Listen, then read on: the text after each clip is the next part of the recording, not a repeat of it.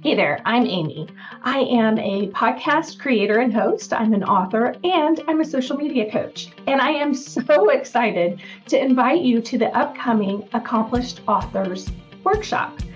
Now, if you are an author like me, then you probably already know that having a social media presence is just a baseline when it comes to promoting your books. If you're a traditionally published author, you probably heard that from your agent or your critique group. I know you've heard it somewhere.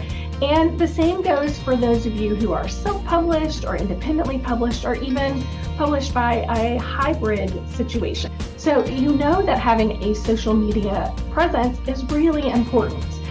But here's the thing.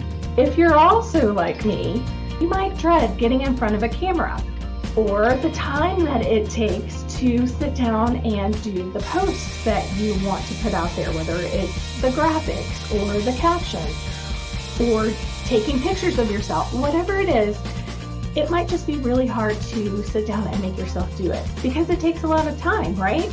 And you want to spend your time writing, right? That's what we do. We're authors, we write.